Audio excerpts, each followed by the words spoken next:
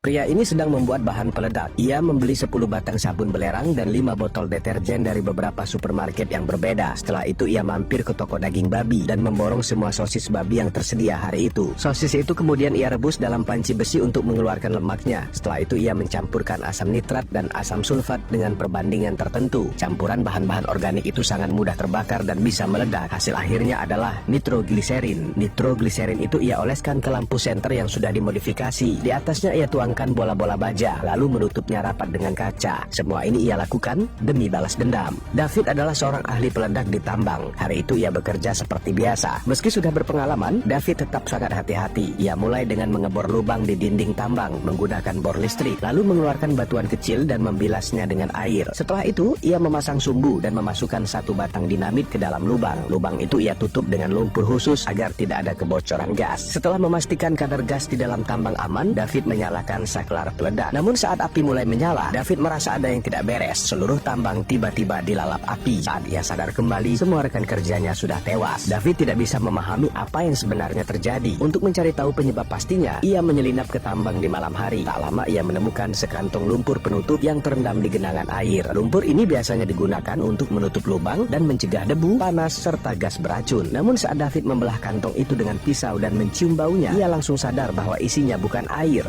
tapi bensin. Ia tiba-tiba teringat lumpur itu dikirim oleh direktur Wang, kepala bagian keamanan. Kenapa dia melakukan itu? Tiba-tiba seseorang muncul dari belakang dan menyerang David. Setelah perkelahian sengit, David berhasil melumpuhkan dan mengikat direktur Wang. Karena sudah ketahuan, direktur Wang terpaksa mengaku semua ini adalah perintah dari Kevin, saingan bos tambang batubara bernama Cole. Setelah urusan dengan direktur Wang selesai, bos Cole menerima sebuah video. Isinya rekaman pembunuhan direktur Wang. Bos Cole langsung sadar kalau dirinya dijebak oleh Kevin. Ia pun mendatangi Kevin untuk meminta kembali video itu. Namun Kevin malah mengeluarkan surat perjanjian pemindahan kepemilikan tambang. Demi menyelamatkan diri, bos Cole terpaksa menandatanganinya. Tapi ia tidak menyangka ternyata Kevin bukan hanya ingin mengambil tambangnya, tapi juga nyawanya.